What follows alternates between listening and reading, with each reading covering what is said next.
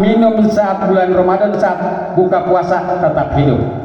Tapi orang yang berpuasa ketika buka puasa punya avansa tidak makan dan tidak minum, dipastikan tidak akan hidup. Ini artinya apa? Bahwa menerima yang sedikit tapi dirasakan sungguh terlalu besar. Dan ketika kita memberikan yang besar, rasakan itu sedikit. Kenapa? Apapun yang kita lakukan di bulan Ramadan, pahalanya berlipat ganda, tidak sebanding dengan apa yang kita keluarkan. Hadirin rahimakumullah, itulah hakikat bersyukur di dalam bulan suci Ramadan. Kita harus mampu belajar bersyukur, belajar sadar bahwa hidup ini sementara.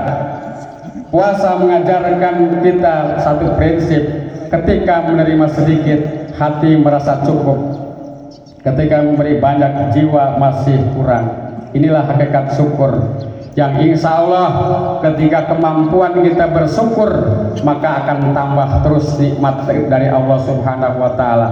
Sebagaimana firman Allah dalam surat Ibrahim, la in syakartum la azidanakum, demi yakti akan kami tambahkan nikmatku jika engkau mampu bersyukur. Hadirin rahimakumullah, hakikat puasa yang melahirkan rasa syukur itu akan terasa semakin dalam ketika kita mengingat satu kenyataan yang pasti. Sekali lagi, hakikat puasa yang melahirkan rasa syukur itu akan terasa semakin dalam ketika kita mengingat satu kenyataan yang pasti. Apa itu kematian? Kenapa berbicara kematian? Hari ini kita bisa tersenyum, hari ini kita bisa berkumpul, hari ini kita bisa berbicara, hari ini kita bisa bergembira memakai baju baru, memakai pakaian baru, memakan makanan enak, dan semuanya fasilitas ada. Tapi masalahnya, tanyakan dalam diri kita sendiri, siapa yang bisa memastikan tahun depan kita masih hidup? Siapa yang bisa memastikan bulan depan kita masih hidup?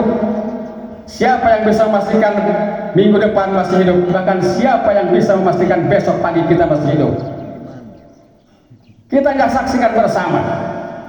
Mungkin minggu kemarin, bulan kemarin, atau Idul Fitri kemarin, teman kita, saudara kita, keluarga kita ada di samping kita, ada di depan kita dan sedang sholat seperti ini, ada di belakang kita. Tapi sekarang tidak ada lagi mereka. Barangkali kita telah kehilangan yang sangat-sangat menguras tenaga dan pikiran. Karena apa? Orang-orang yang kita cintai telah meninggalkan kita.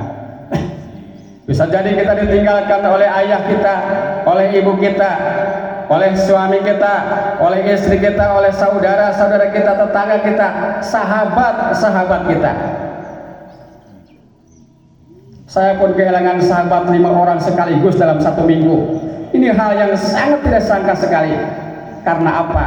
Karena kematian tidak ada yang tahu kapan kita akan mati. Nah, dari syukur inilah dituntut ketika kita syukur mampu memberi banyak, biar persiapan ketika kita mati. Inilah hakikat dari puasa, itu adalah bersyukur dan mengingat kematian. Karena Allah Subhanahu wa Ta'ala berfirman dalam surat Al-Ankabut, kullu nafsin dha'iqatul maut summa ilaina turja'un. Setiap yang berjiwa, yang bernapas pasti akan merasakan kematian, dan kepada kamilah dikembalikan.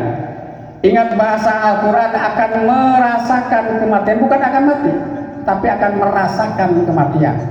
Karena apa? Matinya sudah pasti, tapi proses kematian itulah yang akan dirasakan oleh semua orang.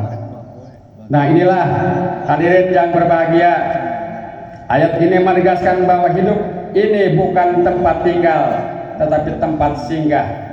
Kita semua sedang berjalan menuju satu titik yang sama, kembali kepada Allah Subhanahu wa Ta'ala. Puasa melatih kita untuk siap menghadapi kenyataan seperti ini. Saat kita merasa cukup dengan yang sedikit, kita sedang belajar bahwa dunia ini tidak perlu digenggam erat, Saat kita memberi banyak tapi merasa sedikit, kita sedang menyiapkan bekal untuk kehidupan setelah mati. Karena harta yang kita kumpulkan tidak akan ikut masuk ke liang kubur, tetapi yang kita berikan akan menjadi cahaya.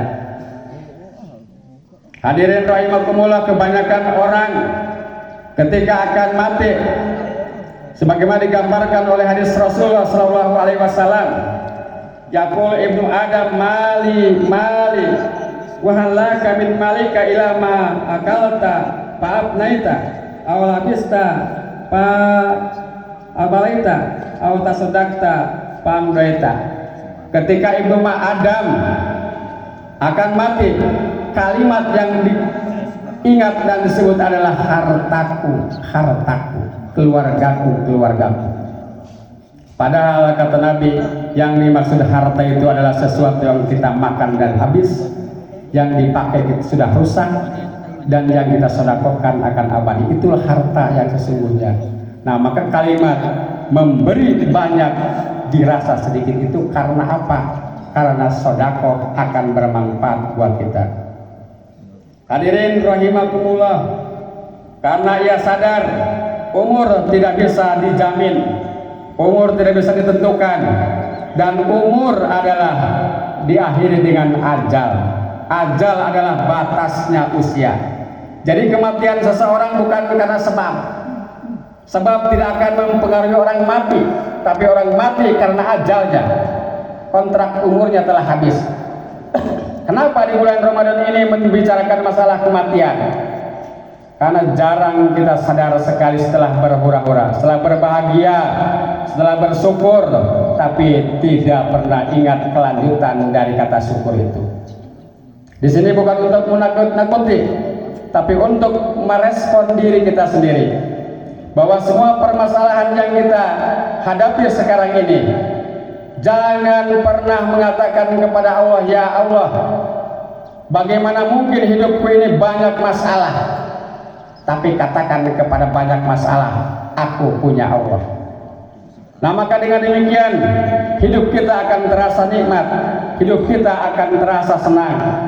Ma'asyiral muslimin wa jumhurul mukminin rahimakumullah. Dalam nasihat para ulama seperti yang dijelaskan oleh Imam Ghazali, dunia majru'atul akhirah. Dunia adalah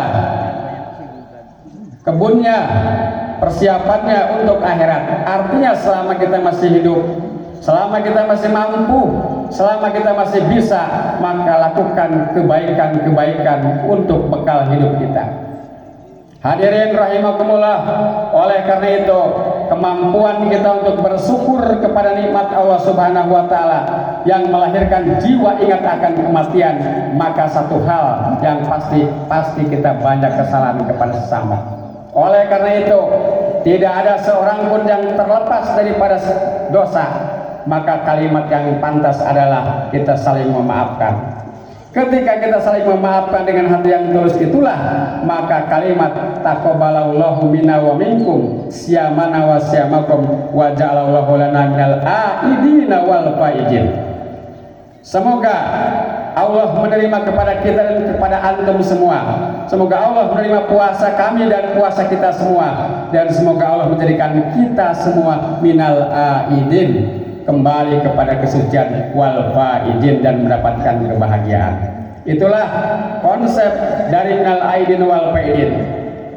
Maka walaupun bukan artinya, kadang-kadang orang menggabungkan kalimat minal aidin wal faizin dengan kata mohon maaf lahir dan batin. Itu artinya bahwa untuk mencapai kata aidin wal faizin harus didasari dengan kata mohon maaf lahir dan batin. Dengan demikian mudah-mudahan ada manfaatnya bagi kita semua.